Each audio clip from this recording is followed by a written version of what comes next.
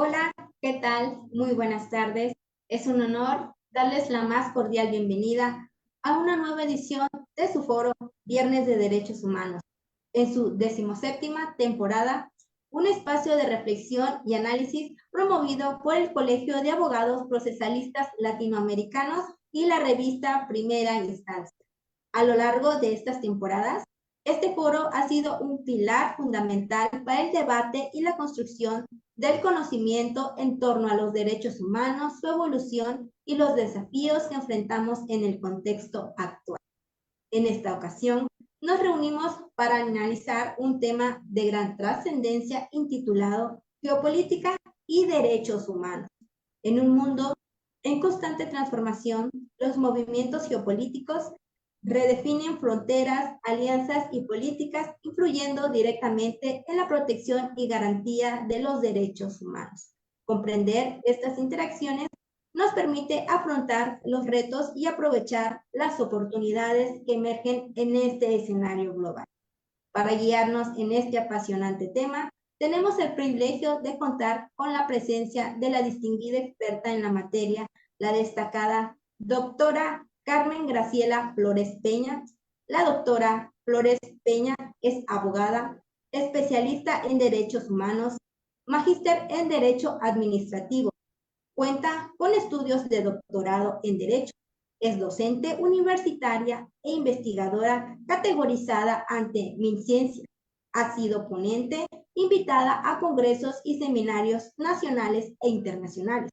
Es par académico del Consejo Nacional de Acreditación, par evaluadora de aseguramiento de la calidad de educación superior en la Comisión Intersectorial de aseguramiento de la calidad para la educación superior y para académico de inspección y vigilancia del Ministerio de Educación Nacional.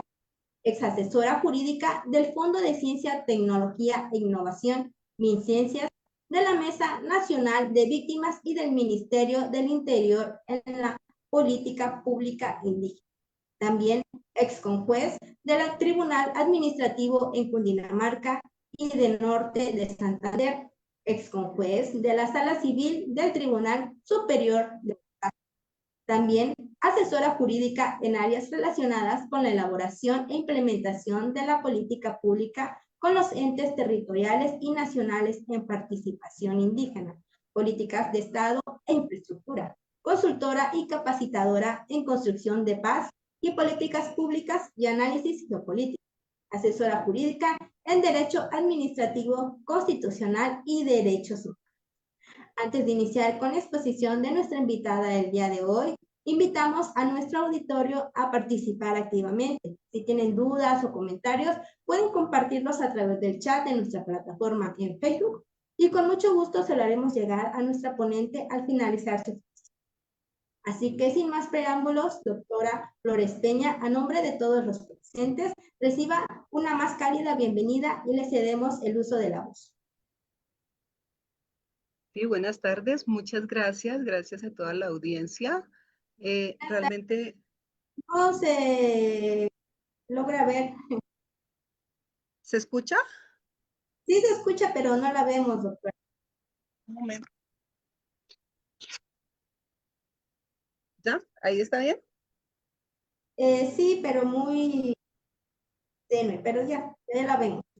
Lo que pasa es que la conexión donde estoy un tanto lejos del lugar habitual, no está muy buena la conexión, pero vamos a hacer el esfuerzo. Lo importante es que me escuchen bien. Les saludo nuevamente. Buenas tardes. ¿Sí me escuchan, por favor? Sí, muy bien. Adelante, doctora, por favor. Bueno, perfecto.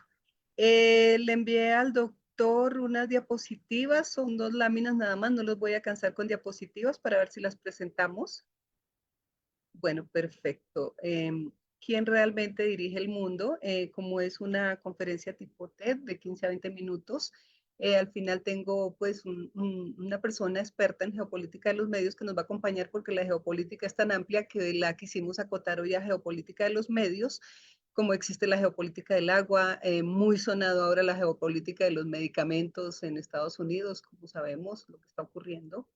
Y la idea hoy es que dialoguemos un tanto sobre la geopolítica de los medios y que observemos quién realmente dirige el mundo, sobre todo si lo miramos desde esa perspectiva multipolar, unipolar o tripolar, como lo dicen algunos expertos en la materia, y que nos adentremos un tanto a analizar esa verdad que se está exigiendo, una verdad bueno, en nuestro medio, en nuestra profesión es la verdad procesal, pero entonces estamos de cara a una verdad real, a lo que llaman algunos tautológicamente verdad verdadera, y es hora de exigir esa verdad. La historia oficial es una mentira, entonces esas posverdades, entonces vamos a recordar, por ejemplo, casos en memoria histórica como la guerra de Manchuria. Recordemos algo tan olvidado como la diáspora armenia con el Imperio Otomano. Esas memorias que no se han guardado, entonces, ¿cómo vamos a abordar esa historia oficial frente a los hechos reales y de pronto lo que subyace detrás de como un fake news que está tan de moda? El encubrimiento de todas estas mentiras o estas verdades es profundo, y quiénes son los interesados en que no se saque a la luz o no se revele la verdad verdadera hablándolo tautológicamente. Y una pregunta muy importante, los mismos que empujan la agenda, una agenda global, son los mismos que manipulan a las naciones y silencian a aquellos que se interponen en su camino. También muy de moda por lo que hemos visto en esa geopolítica tan convulsa que estamos viendo en nuestro país, en Latinoamérica, en América entera como bloque y en el mundo. Bueno, sin más preámbulos, yo creo que vamos a tratar un tema muy específico, como es lo que concierne a la geopolítica de los medios. En algún momento también, como les comenté, abordaremos la geopolítica del agua, tan importante, la geopolítica de los medicamentos, la geopolítica de la misma rama judicial, también muy sonado ahora con el tema del fallo de ayer en Estados Unidos respecto a los temas no solo de aranceles, sino también a los inmigrantes, sobre todo el derecho al ius soli, aquellos que nacen en Estados Unidos, hijos de inmigrantes, y mira la perspectiva que tiene la Corte para pronunciarse al respecto, sobre todo en relación con las competencias que tienen los jueces de instancias inferiores. Bueno, sabemos que la Relatoría Especial para la Libertad de Expresión, RELE, del Sistema Interamericano, fue creada en 1997 para promover, proteger y defender el derecho a la libertad de expresión en las Américas. Y obviamente se considera como ese pilar fundamental de la democracia y de los derechos humanos. Además, ¿para qué vamos a hablar de otros derechos si no tenemos una información veraz, oportuna, una información no sesgada y como dicen algunos, no manipulada por un medio político? Porque generalmente dicen, ese medio ya tomó partido. ¿Por qué tiene que tomar partido un medio? Si la verdad debe llegar como es, tal cual, una verdad, conforme a los hechos que ocurrieron y los daños que causaron. Entonces, ¿cuál es su función? Sabemos que la RELE monitorea, documenta y emite recomendaciones sobre situaciones de libertad de expresión en los países del continente americano. ¿Cuáles son las principales funciones? Emitir informes temáticos o por país sobre el estado de la libertad de expresión. Denunciar y visibilizar violaciones a este derecho, pues un derecho fundamental como censura, violencia contra periodistas, restricciones indebidas o leyes represivas. También asesora a los estados sobre cumplimiento de los estándares interamericanos de libertad de expresión. Lo mismo que realiza visitas in loco, o sea, al lugar de los hechos para observar situaciones críticas, al igual que apoya el trabajo de la Comisión Interamericana en casos individuales sobre o donde se allegue o se lleve a cabo una vulneración del derecho a la información. Importante estas bases normativas porque si miramos el artículo 13 de la Convención Americana sobre Derechos Humanos, precisamente consagra el derecho a la libertad de expresión y de pensamiento. Bueno, lo de pensamiento ya es un poquito pues más subjetivo, ¿no? pero la expresión muy importante y lo que se está abordando precisamente en estos días, que es un tema bastante sonado y bastante relevante. Entonces vamos a ver que ese mandato de la Comisión Interamericana y sus resoluciones, en particular la resolución 5/96 de la creación de la relatoría. Qué importante tenerla en cuenta para que partiendo de un hecho real y sus consecuencias, sobre todo cuando vamos a acudir al sistema interamericano, tengamos no una verdad procesal, sino una verdad real de los hechos. ¿Y qué tipo de tema se aborda en RELE? La violencia y asesinato contra periodistas, censura directa o indirecta, uso abusivo de leyes penales para castigar opiniones, concentración de medios y pluralismo, libertad en la internet y redes sociales, importantísimo, publicidad oficial como mecanismo de represión, acceso a la información pública, desinformación y, ojo, regulación digital, tan importante, sobre todo en estos días. Importantísimo también respecto a ese cumplimiento y esa función clave para la democracia, ya que la libertad de expresión es una condición esencial para el ejercicio de otros derechos, como el derecho a la participación política. Ustedes tienen allá un caso muy sonado como el de Castañeda Guzmán, entre otros. El acceso a la justicia y a la rendición de cuentas, y ese mecanismo técnico y político de presión frente a gobiernos que restringen este derecho, emitiendo alertas internacionales que fortalecen la defensa de periodistas, medios y ciudadanos. En ese orden de ideas tenemos a ese organismo, a esa relatoría tan importante para nosotros en el sistema interamericano como esa principal instancia de vigilancia y promoción del derecho a la libertad de expresión en el sistema interamericano. Ese trabajo fundamental para proteger a periodistas, garantizar el derecho a la información veraz y oportuna y mantener el pluralismo democrático en las Américas. Entonces, previo a continuar con el tema, quisiera que recordáramos algo supremamente importante que tiene que ver con las reformas de Trump, pero previo a ello, esa importancia que tiene el derecho a la información y la enmienda de la decencia de las comunicaciones, sobre todo si estamos hablando en un debate, por ejemplo, en estos días el precio de los medicamentos y la temática de los medicamentos.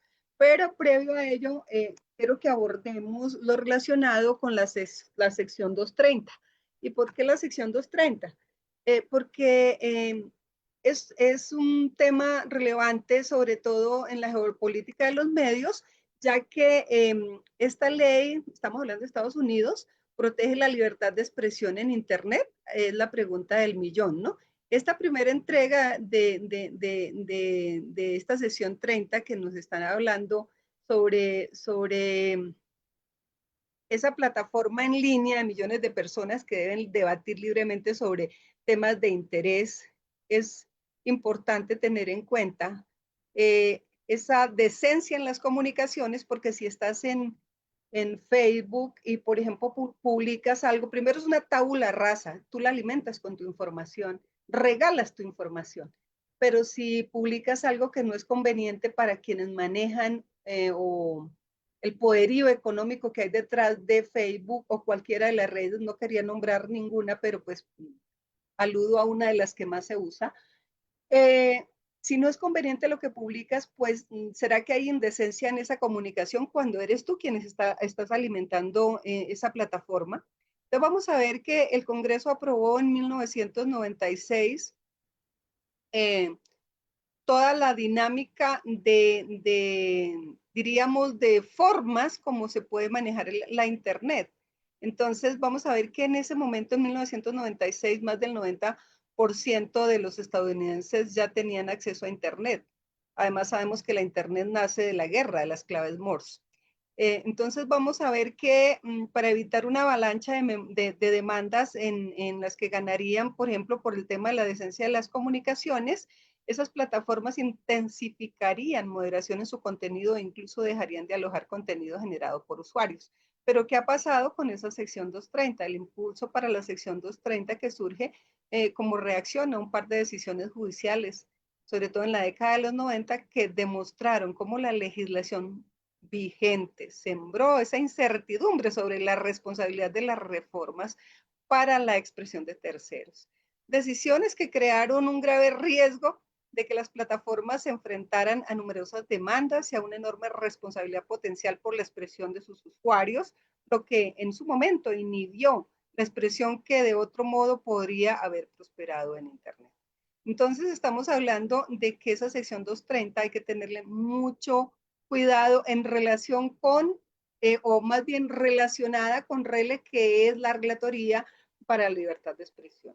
Entonces, ¿por qué cuidado? Porque vamos a estar enfrentados ahora mismo a unas situaciones donde se demostró, por ejemplo, recordemos cuando se hablamos en materia de geopolítica, diríamos, in extenso, ¿no? Miremos el caso de Rusia cuando invade Ucrania y les dice, mira, ahora, a partir de ahora, los medios de comunicación que saquen fake news a la luz, bueno, ¿qué va a pasar? 15 años de cárcel. ¿Cuántas empresas de comunicaciones salieron volando de Rusia? Muchísimas. Entonces vamos a ver que hay que tenerle ponerle gran atención a esta sección 230, cómo ha evolucionado. Lo mismo si es que RELE no está cumpliendo pues con la relatoría que se debe respecto a este bloque de las Américas, aunque Estados Unidos pues no está obligado a muchas dinámicas jurídicas del sistema interamericano, pero sí vamos a ver que concentra un entramado fuerte en relación con el grupo en Google, Apple, Facebook, etcétera, que son las que promueven información y que además estamos viendo de cara a todo lo que ocurre en nuestro diario vivir con estas empresas que además sorpresa que el banco de estas empresas, no por salirme del tema, sino por colocar un ejemplo específico, como fue en su momento Silicon Valley, ¿cómo va a caer un banco como Silicon Valley si es el banco de todas las empresas transnacionales que prácticamente ahí está enmarcada la corporatocracia, porque cualquiera de esas empresas tiene un per cápita o tenía en su momento o lo tiene más grande que cualquier país de Latinoamérica. ¿Y por qué un banco tan importante como Silicon Valley cae si era el banco de las startups? Entonces, ese tipo de información diríamos, sensible, es la que queremos que llegue a nosotros, que no se nos viole ese derecho a la información veraz, oportuna, y no es una información, y no una información sesgada, no solo de nuestra profesión, sino de algo que es transversal a todo, como es el tema económico, el tema bancario, y sobre todo lo que está ocurriendo en esta dinámica nueva de la geopolítica actual, de la geopolítica profunda, y yo diría más aún que esa geopolítica que requiere de que todos nosotros pongamos la mirada en la verdad real, en lo que está ocurriendo, y que como abogados, sobre todo en un área tan sensible como los derechos humanos, no los miremos desde el punto de vista procesal o cómo me gano una demanda o cómo soluciono el tema particular desde mi perspectiva como abogado litigante o como la persona que necesita de pronto solucionar su tema disciplinar, sino más bien cómo este mundo está cambiando y para qué y para dónde vamos. Porque si nosotros no exigimos esa verdad y esa libertad de expresión, y sobre todo que ahora tenemos una ventaja, que es que esa libertad de expresión llega a nosotros de manera clara, porque a través de las redes sociales vamos a tener una información un poquito más que se acerca a la verdad y no manipulada por aquellos medios oficiales de comunicación o, como dicen algunos, medios oficiales diríamos, de manipulación de la información. Porque por la información veraz y oportuna, yo creo que si es la información como nos debe llegar, se podrían evitar incluso muchos problemas serios a nivel de geopolítica, sobre todo en temas, como estábamos hablando, en temas de conflictos. La sección 30, ¿qué es lo que hace específicamente? Que ningún proveedor o usuario de un servicio informático interactivo será considerado editor o portavoz de ninguna información proporcionada por otro proveedor de contenidos de información. Eso es importante desglosarlo, sobre todo el jurista Jeff Joseph describe las 26 palabras que crearon Internet que provienen del artículo 230 de la sesión 230. Entonces, importante esta dinámica, sobre todo si estamos frente a un estatuto que define un servicio informático interactivo como cualquier otro servicio de información o sistema que provee un software o acceso que proporciona o habilita información de múltiples usuarios a un servidor, que incluye sitios web, proveedores de servicios de Internet y servicios de alojamiento en la web. Esta dinámica que les estoy comentando y la importancia que tiene, sobre todo para la libertad de expresión en redes sociales, vamos a ver que la primera enmienda protege tanto a los actores privados que publican discursos y que el gobierno desea suprimir, como a los que se niegan a publicar discursos que el gobierno desea que se publiquen en sus plataformas. Entonces, en este orden de ideas, quiero que un periodista que nos está acompañando, Víctor Hugo Lucero, que es experto en medios de comunicación y maneja la geopolítica de los medios, nos acompañe con un comentario. Si estás ahí, estimado Víctor Hugo.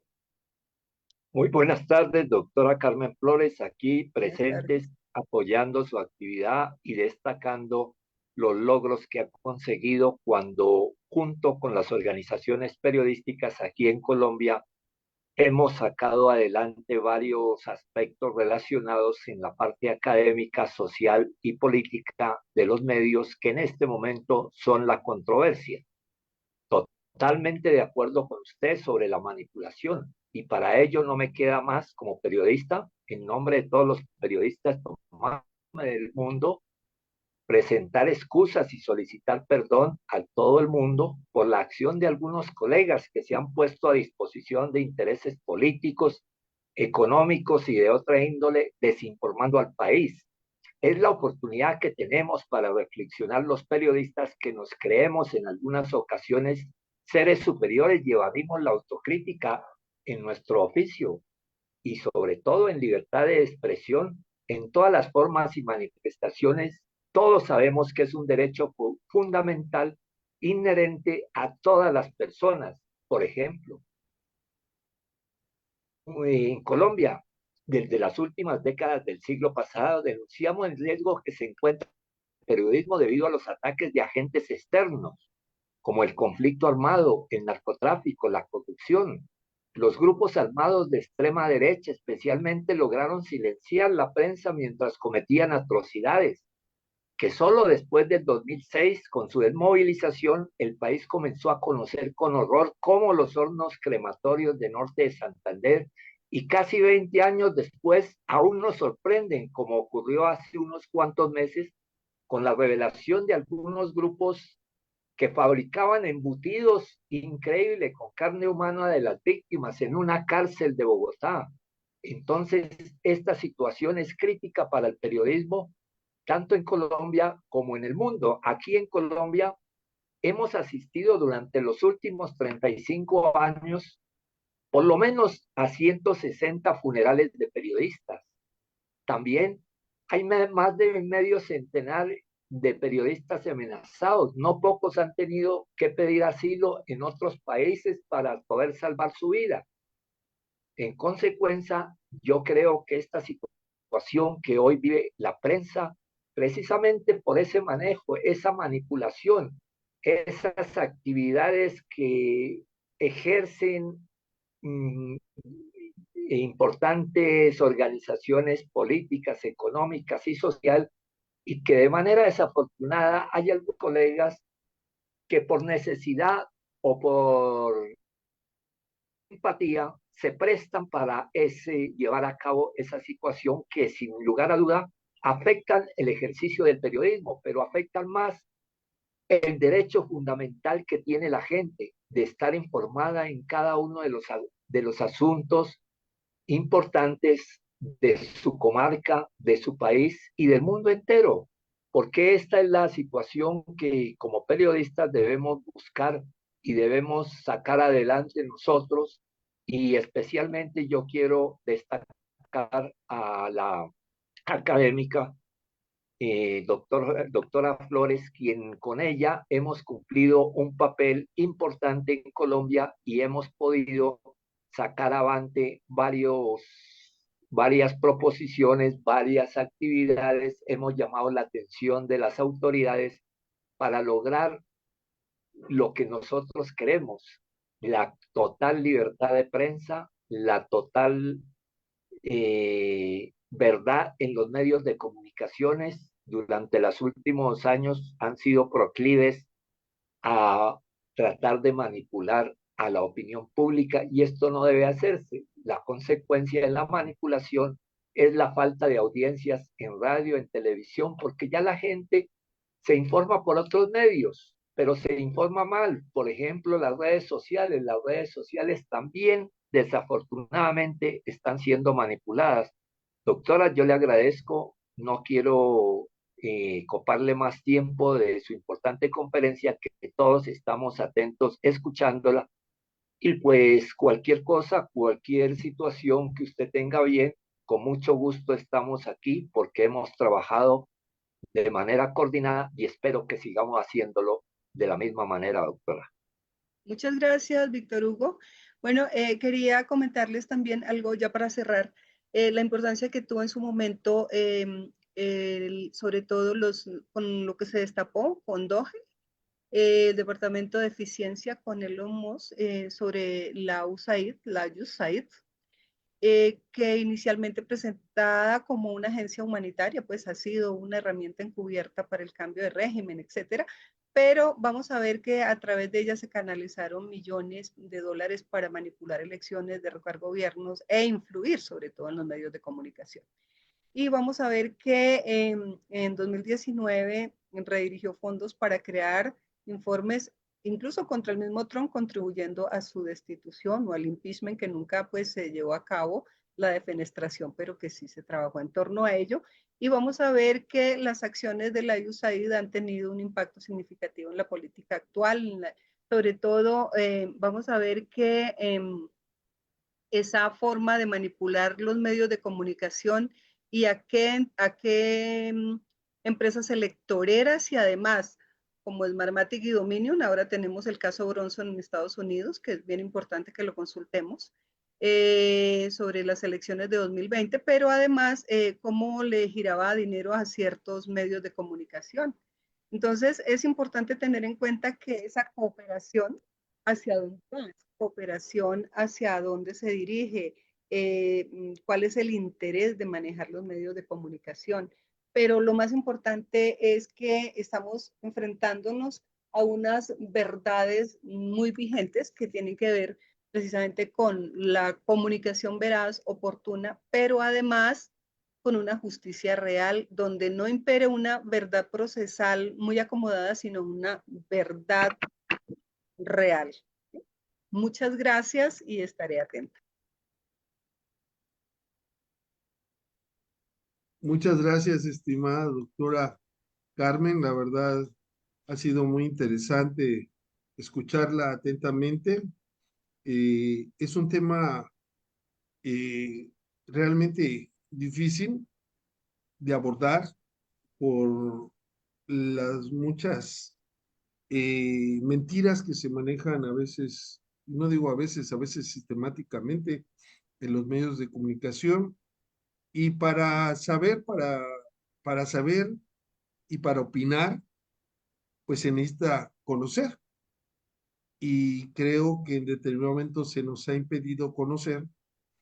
Y algo que me llama la atención es también la participación del periodista Víctor Hugo, que también agradezco mucho su colaboración, en el cual se reconoce que algunos medios o periodistas o pseudo periodistas son como parte de este sistema del engaño, podríamos decir.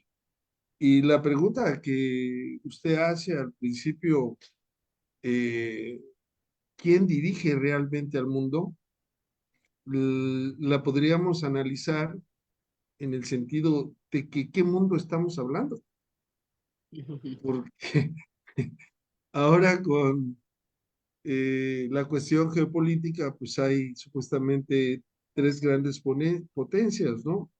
Una en decadencia, otras emergiendo y pues están eh, ampliando sus ámbitos de dominio, podríamos decir, o de influencia, ¿verdad? Eh, si decimos quién dirige al mundo, ¿cuál sería, desde su punto de vista, doctora Carmen, la respuesta así más sencilla y precisa? E invitamos también al periodista Víctor Hugo, aprovechando que está aquí, que nos ayude con estas respuestas, por favor. Adelante. Bueno, muy importante cuando se habla y sobre todo que lo mencionas, una potencia en decadencia, pues presumo que lo dice por Estados Unidos, no sé, no sé a qué te diré. Sería muy Bueno, importante que nos aclararas bueno, previo a contestarte. sí, pues a esa me refiero, obviamente. ¿Acaso hay otra en decadencia tan grave como la actual? Pues mira, Y sí, tienes razón, ¿no? Pero yo diría que este cambio de paradigma va más de la mano con un cambio de sistema financiero. Sabemos que toda escaramuza de guerra viene aparejada de un sistema financiero y el cambio de sistema financiero pues ya se avecina, que es el sistema financiero cuántico, que ya creo que todos lo conocemos. Pero previo a responder también en decadencia de Estados Unidos, yo no lo vería, yo veo más bien una multipolaridad, una tripolaridad más específicamente con Estados Unidos, China y Rusia. Pero lo veo también como algo muy específico, sobre todo si hablamos de quién gobernaba, porque ya creo que el paradigma está cambiando y vamos a ver la presencia de seres que de pronto hay que analizar su postura, que han influenciado en los medios de comunicación en el mundo con ese montón, por ejemplo, unos pulpos de ONGs que han creado en el mundo y que han manipulado a la sociedad, conciencias, etcétera, y a la misma rama judicial, que ya como que creo que no es un secreto decirlo, y lo sacaron a relucir con los temas de USAID en X, antiguo Twitter, como es la influencia de esas ONGs a nivel mundial, que ya sabemos que ese señor que se apellida, que no queríamos nombrarlo, que se apellida Soros, ha tenido gran influencia. Entonces pienso que hay que mirarlo también desde ese punto de vista, qué es lo que está pasando, quién ha gobernado el mundo, pero a quién le atiende, por ejemplo, ese señor, y qué otras formas de gobernar ha habido, sobre todo si miramos la banca. Recordemos las leyes de 1776 que nos dieron libertad, pero las de 1781 vuelven y le dan el dominio y el manejo de los recursos a la banca, que es otra forma de esclavizar. Entonces hay que mirar también desde muchas aristas, ¿no? Gracias. bueno, un dato de por qué digo que es en decadencia, dicen que los datos matan relatos, ¿verdad?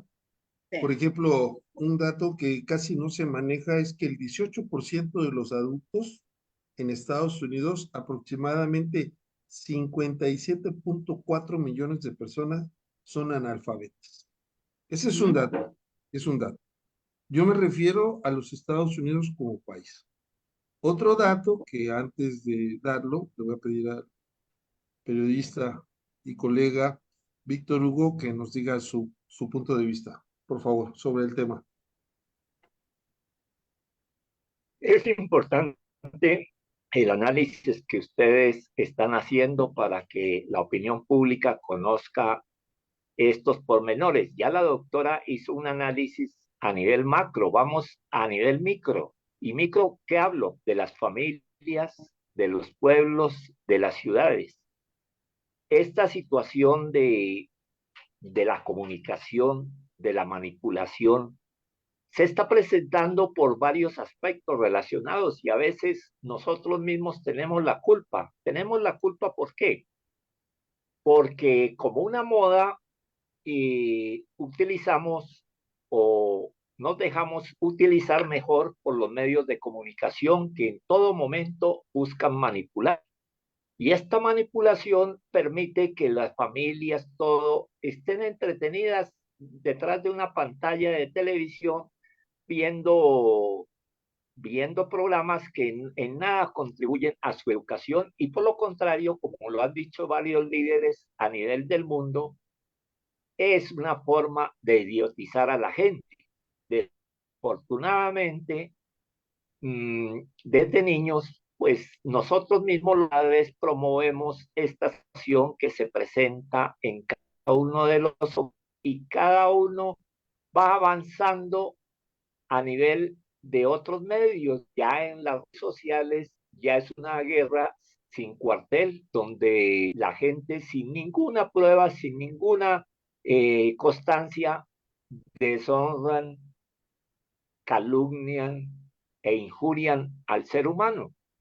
Y esta situación pues se volvió un permanente y ya ni siquiera a eso se le paran bolas por parte de las autoridades, a pesar de que pueden ser ocasionantes de algunos hechos que se puedan lamentar. Eso es importante que nosotros como seres humanos, como padres de familia, como estudiantes, como profesores, como académicos, contribuyamos con la gente a destapar, como lo está haciendo sin ningún temor alguno la doctora Flores, contarles la verdad de lo que sabemos, contarles cómo se manipula, cuáles son los efectos que se están cumpliendo y definitivamente con eso contribuimos con un granito de arena para buscar que tanto Colombia como el mundo salgan de ese importante manipulación que se vive por momentos y que perjudica a todos, porque ¿cómo es posible que un ser humano hecho a semejanza del Creador sea convertido en un ejército donde solamente se vuelva seguidor de una u otra causa? Debemos buscar que cada uno tenga su desarrollo eh, tanto a nivel social como político e intelectual, y en ningún momento coartar esa libertad de expresión a la que todos tenemos derecho, especialmente mi doctor. Sí, muy bien. Yo me refería también a la población en general de los Estados Unidos. Ya dije un alarmante nivel de analfabetismo en los adultos. Hay otro dato, se murieron por consumo de drogas 87,000 estadounidenses del 2023 a septiembre de 2024. Tiene una pobreza dura del 11,1%. Hay mucha gente que vive en la calle, hay mucha gente que vive en sus vehículos. Entonces, ese es el rostro de Estados Unidos. Ahora, otra cosa es la cúpula, quien dirige al país, que yo no entiendo, por ejemplo, por qué no han hecho política para sacar de las calles a las personas que consumen droga como un programa de protección del derecho a la salud. No sé, no lo sé, ¿verdad? No lo entiendo. Y si uno ve otros países como China, ciudades limpias, como Rusia, ciudades limpias, ciudades organizadas, pues, por ejemplo, las simples imágenes nos dicen muchas cosas. Ahora, si bien es cierto que estamos hablando del impacto de los medios de comunicación, pues también eso es comunicación. Y no hay que olvidarnos, nosotros tenemos una frase desde don Porfirio Díaz, una frase que era el presidente a finales del siglo XIX, principios del siglo XX, que decía: México tan lejos de Dios y tan cerca de Estados Unidos. Es decir, nos hemos vivido otra situación diferente a la de Colombia, pero sin embargo, pues ellos de una u otra manera tienen el control todavía de muchas partes del continente, que son los que dirigen al continente, ¿no? En determinado momento. Y ahora hay una influencia china, ¿no? y las formas de influir son diferentes, ¿no? Pero ¿cuál es su opinión de todo esto, doctora Carmen? Pues yo diría, no conozco cifras, tú dices dato mata relato, me parece interesante, lo tomaré, lo tomaré para apropiármelo sin pagarte derechos de autor, pero me parece muy interesante analizar ese analfabetismo total, sobre todo como lo puede presentar el Departamento de Educación de Estados Unidos o allá existe la OECD. Bueno, pienso que uno de los aspectos puede ser temas muy relacionados con ciertas regiones o diríamos, el fracaso educativo o las dinámicas de calidad en la educación, porque puede haber una desigualdad social y económica, pero pienso que una barrera idiomática puede ser importantísima. Entre los migrantes se debe dar mucho porque si no tienen un buen nivel de inglés, ¿cómo se van a educar? O un déficit de acceso a recursos culturales, digitales, educativos. Me parece que es importante tener en cuenta esos aspectos para entrar a analizar diríamos, una cifra, como tú la expones, ¿no? Dato mata relato. Me parece interesante analizar esos aspectos. Pero también en el tema de la drogadicción me parece importantísimo que, como lo dijo en algún momento, no recuerdo el nombre de este pensador, que lo de la guerra del Vietnam iría a tener repercusiones en una serie de drogadictos en Estados Unidos a futuro y de pronto, no sé si será causa-efecto, pero no quiero, no quiero ser como, pues, sobre todo con un análisis como tan fuerte al respecto Pues que esa... yo le digo que el 80% de las drogas que se producen en el mundo las consumen los estadounidenses. Entonces, ¿cómo puede haber, y ese es el tema, cómo puede haber libertad de pensamiento, libertad de expresión, cuando hay mucho analfabetismo, mucha pobreza y mucha drogadicción? Entonces, Yo realmente diría, hay una ¿cómo, situación cómo, de abandono de la población en pobreza. cómo sería? Yo diría que una política pública, hablemos de una política criminal. ¿Será que en lugar de un tratamiento hay un encarcelamiento? Sería importante analizarlo. O Bueno, sea, y también son los productores de armas los más fuertes del mundo. sí, nada más recordemos lo de Rápido y Furioso, Exacto. el caso muy... Rápido, rápido y rabioso resulta. Bueno, a ver que nos diga algo el maestro Víctor Hugo al respecto, por favor. Bueno, eso es difícil, la cuestión que se vive en el país que debería ser ejemplo del mundo. Pero esta situación también repercute mucho en los países en vía de desarrollo, el tercer mundo que le llaman, Sí.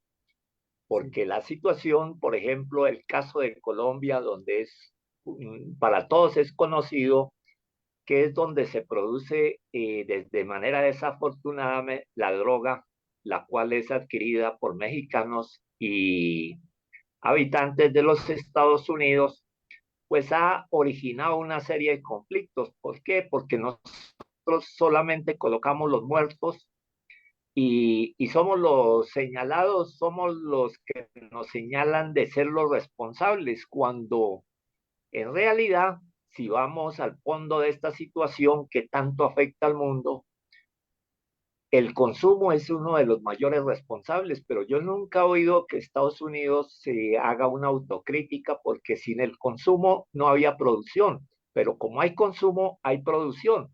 Y esa es la situación que de manera desafortunadamente vive el pueblo de Estados Unidos y como es negocio, pues tienen que hacer sus actividades y volviendo a buena parte del mundo drogadictos. Y esta situación, pues, repercute no solamente en Colombia, sino en el mundo. Las imágenes de Estados Unidos viendo seres humanos convertidos en zombies asustan al mundo entero porque no hay políticas para tratar a estos seres humanos que pueden tener oportunidad a recapacitar, a buscar su curación a esta tan grave enfermedad como es la droga y que nosotros somos testigos directos en nuestro país porque desafortunadamente somos víctimas de esto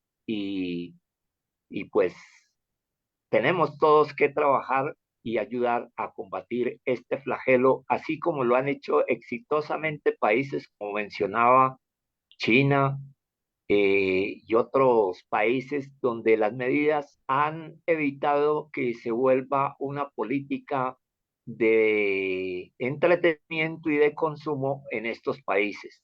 Creo que ese es mi aporte. Muy bien, muy bien. ¿Qué podemos agregar más, doctora Carmen? Pienso que tiene unos desafíos y unos retos muy fuertes, ya que miremos de fondo cómo ha sido la sociedad de Estados Unidos con un abuso corporativo, el tema médico, la farmacia, perdón, el tema de la sobre todo prescripción médica irresponsable, un abandono social y criminalización de la salud mental.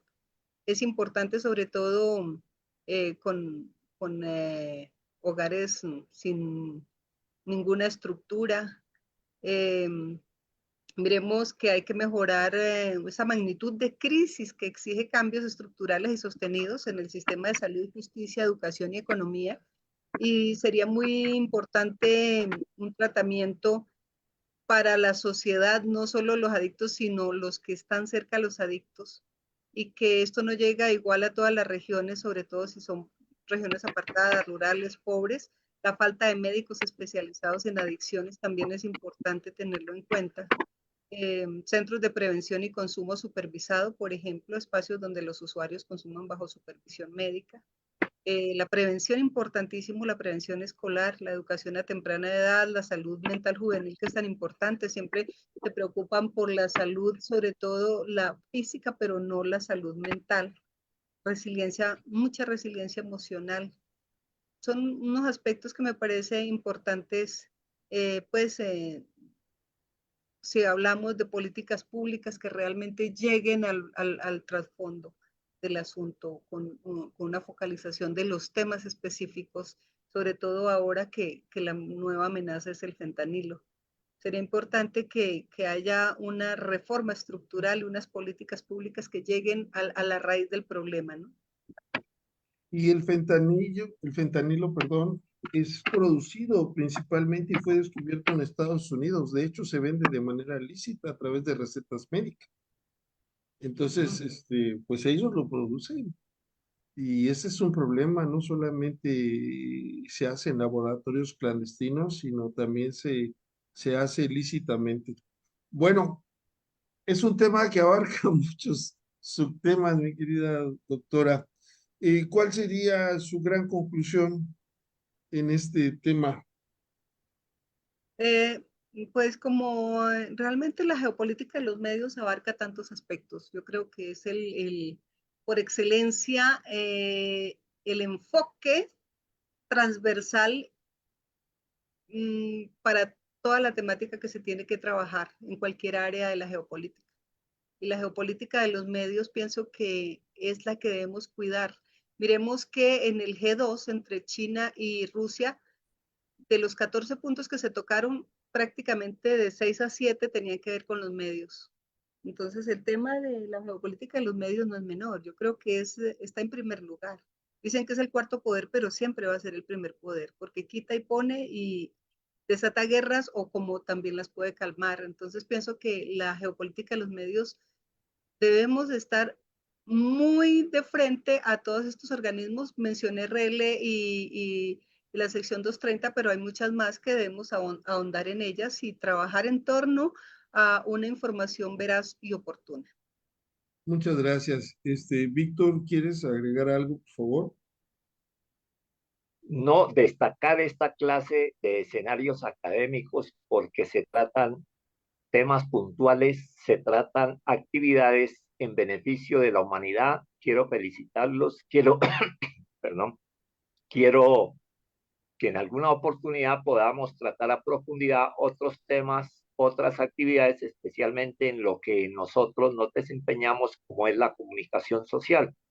Yo creo que he escuchado, he visto y tengo las mejores condiciones de este escenario académico y los felicito nuevamente y muchas gracias por permitirme participar en el mismo. No, gracias a vos. Realmente yo viajo casi todos los años, una o dos veces a Colombia y siempre hay, vamos a decirle, buena química con los colombianos y mexicanos para cosas buenas también. Así que es un placer tenerlos en Viernes de Derechos Humanos. Claro, las puertas están abiertas para cuando quieran proponernos algún tema, pues adelante, con mucho gusto. Le vamos a pedir a la licenciada Neidalí Espinosa que nos comparta el reconocimiento que vamos a entregarle de manera virtual a la doctora Carmen por su destacada participación en el foro Viernes de Derechos Humanos, ¿no? Aquí está el Colegio de Abogados Procesalistas Latinoamericanos y la Secretaría de Ciencia. No me lo muevas. De Ciencia y Tecnología certifica y otorga a la doctora Carmen Graciela Flores Peña por su destacada participación en el Foro Viernes de Derechos Humanos en su 17ª temporada con la Conferencia Magistral Geopolítica y Derechos Humanos. Bueno, pues con esto terminamos este Viernes de Derechos Humanos. Queremos nuevamente agradecerles. No esperábamos el palomazo, le llamamos nosotros, de el maestro Víctor Hugo, pero bienvenido, bienvenido. Esta es su casa, la casa de Muchas Muchas todos. gracias gracias. y por acá también lo esperamos. Gracias. Y nos vemos pronto. ¿Dónde más? En TVLex. Muchas Vamos a pedirle gracias. a Neidalí que nos diga cuáles son nuestras próximas actividades e invite a participar a todos nuestros seguidores. Gracias. Feliz fin de semana a todas y a Muchas todos. gracias. Me siento muy Bye. honrada. Igualmente. Claro que sí, doctor, pero antes nuevamente agradecemos a la doctora Carmen Graciela Flores Peña y al doctor Víctor Hugo por compartir su invaluable conocimiento y reflexiones con nosotros el día de hoy. Su participación ha sido enriquecedora y nos deja con nuevas perspectivas para seguir profundizando en esta importante temática. Asimismo, queremos reconocer y agradecer a todos ustedes, nuestra distinguida audiencia, en especial al licenciado Giovanni Ballina, que nos manda saludos, y a la doctora Blanca Torres Espinosa, que igual nos manda saludos y nos dice, excelente tema, vamos a escucharlo con interés. Saludos desde la Universidad Autónoma de San Luis Potosí. Muchas gracias por sus saludos y su participación activa. Su compromiso con el diálogo y la construcción de conocimiento es lo que hace posible que el Foro Viernes de Derechos Humanos siga consolidándose como un espacio clave para el análisis de la defensa de los derechos humanos. Asimismo, los invitamos a estar atentos a las próximas actividades que organiza el Colegio de Abogados Procesalistas Latinoamericanos en conjunto con otras organizaciones, donde continuaremos abordando temas clave para el desarrollo jurídico y la defensa de los derechos humanos. Esperamos contar con su presencia en los próximos eventos, como al curso de introducción al Sistema Interamericano de Derechos Humanos, a llevarse a cabo el 16 de junio a las 5 de la tarde, hora México, y 7 p.m. hora Bolivia. De igual manera, los invitamos a la presentación del libro de la colección del Colegio de Abogados Procesalistas Latinoamericanos, titulado Los Derechos de los Adultos Mayores, una mirada integral hacia el respeto y la dignidad, el día 20 de junio a partir de la 1 de la tarde. También los invitamos a la 10ª Olimpiada Estudiantil de Derechos Humanos, que se llevará a cabo los días 14 y 15 de noviembre de este año en Cancún, Quintana Roo, México. Y el segundo Congreso Internacional del Colegio de Doctores en Ciencias Jurídicas de Iberoamérica, titulado Crisis del Derecho, en homenaje al doctor Hugo Carlos Carrasco Soule López, que se llevará a cabo también en Cancún del 13 al 15 de noviembre de 2025. Les deseamos un excelente fin de semana y nos vemos pronto, donde más, aquí en TVLex. Gracias por tu atención. Hasta la próxima.